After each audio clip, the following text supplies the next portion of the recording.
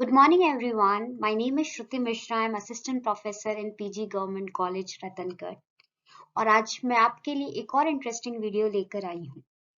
Thank you और sorry ये किसी भी भाषा के सबसे खूबसूरत शब्द होते हैं। इंग्लिश में कहा जाता है दीज आर गोल्डन वर्ड्स।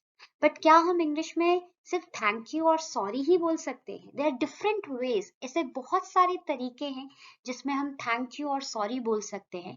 तो आज का वीडियो यही चीज आपको सिखाने की कोशिश करेगा कि हम अपनी जिंदगी में जब भी ऐसी परिस्थिति आए जहां पे हमें थैंक यू और सॉरी बोलना पड़े, तो और क्या क्या तरीकों से आप थैंक यू और सॉरी बोल सकते हैं। So let's begin.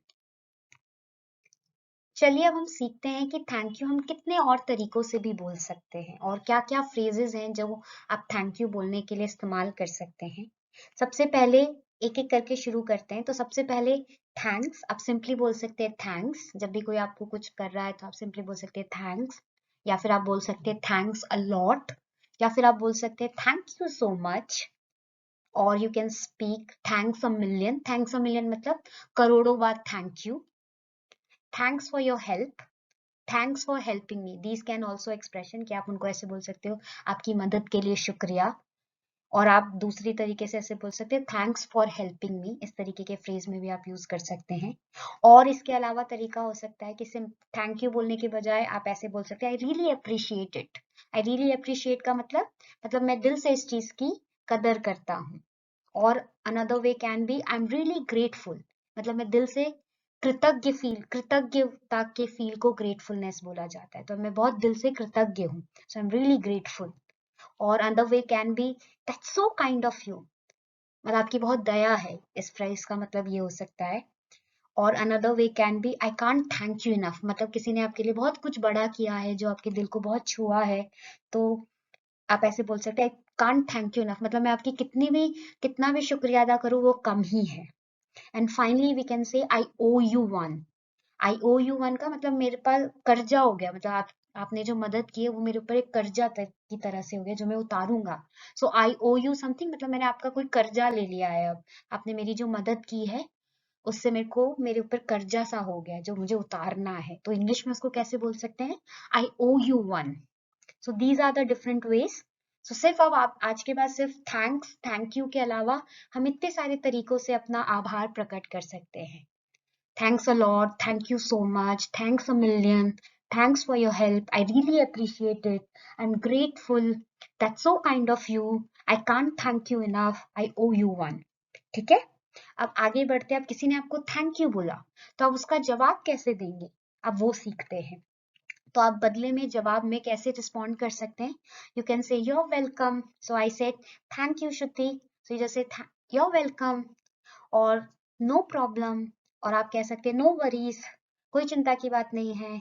Don't mention it, जैसे आप ये वर्ड आपने सुना भी होगा मेंशन नॉट, तो उसको प्रॉपर वे में आप कह सकते हैं डोंट मेंशन। इसका मतलब अरे बोलने की जरूरत नहीं है, आपको कोई आभार प्रकट करने की जरूरत नहीं है। और आप बोल सकते हैं माई प्लेजर, मीन्स मेरा सौभाग्य है। ठीक है ना, इसका मतलब मेरा सौभाग्य है। एनी टाइम आप ऐसे बोल सकते हैं, कभी भी, मैं हमेशा आपकी सेवा के लिए तत्पर हूँ। और it was the least I could do, इतना तो मैं आपके लिए कर ही सकता हूँ। इसका मतलब क्या है? It was the least I could do, इतना तो मैं आपके लिए कर ही सकता हूँ। ग्लैड टू हेल्प, मतलब आपकी मदद करके मुझे खुशी हुई। श्योर, तो कोई आपको बोल रहा है थैंक यू, अरे श्योर, एनी टाइम, इस तरीके से है। और कभी कभी ऐसा होता है कि कोई आपको बोला थैंक यू और आप उसी को बदले में थैंक यू भी बोलते हैं।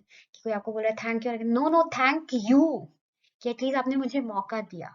सो इस तरीके से भी आप अपना एक्सप्रेशन दे सकते हैं। तो ये कुछ तरीके हैं जिसमें आप थैंक यू बोल सकते हैं, और कोई आपको थैंक यू बोले तो आप उसको रिस्पॉन्ड बैक कर सकते हैं। अब आगे बढ़ते हैं और अब हम सीखते हैं कि हम सॉरी किन तरीकों से बोल सकते हैं। यदि ऐसी परिस्थिति है जब कोई गलती हो गई है, कोई मिस्टेक कर दी है आपने और आपको सॉरी बोलना पड़े, तो आप कितने तरीकों से बोल सकते हैं। तो लेट्स अंडरस्टैंड दैट। तो सबसे पहले हम इसको simply I am sorry that, तो आई एम सॉरी दैट करके, और जो आपका रीजन है किस चीज के लिए आप सॉरी हो वो आप उसके अंदर डाल सकते हो। So for example I am sorry that I was so rude yesterday, I am sorry that I was late, I am sorry that I made this mistake. तो I am sorry that phrase में आप अपना reason देके उसके लिए sorry बोल सकते हैं। दूसरा तरीका है कि आप ऐसे बोल दो, मतलब किसी भी गलती की जब आपको जिम्मेदारी लेनी है तो आप इस तरीके से बोल सकते हैं इट्स माई फॉल्ट, ये मेरी गलती है। तो सॉरी की बजाय आप इस तरीके से भी एक्सप्रेशन कर सकते हैं, इट्स माई फॉल्ट, मेरी गलती है। और जैसे चलते चलते कोई गलती हो जाती है तो उसके लिए इनफॉर्मल वेज में आप ऐसे बोलते हैं, उप्स सॉरी। तो ये एक्सप्रेशन भी होता है। एंड एक और तरीका हो सकता है आई शुड हैव।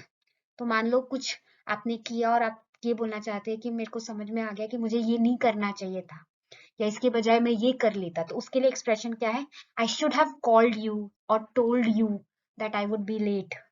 ठीक है, so I should have done that, I should have told you, I should have informed you. तो इस तरीके से भी आप अपना बोल सकते हैं। देन फॉर्मली अपोलोजाइज आप कैसे कर सकते हैं, अपोलोजाइज फॉर। तो फॉर्मल कॉन्टेक्स्ट में apologise for delay, I apologise for late submission, I apologise for being late. तो अपोलोजाइज जो वर्ड है वो सॉरी के लिए आप फॉर्मल कॉन्टेक्स्ट में यूज कर सकते हैं।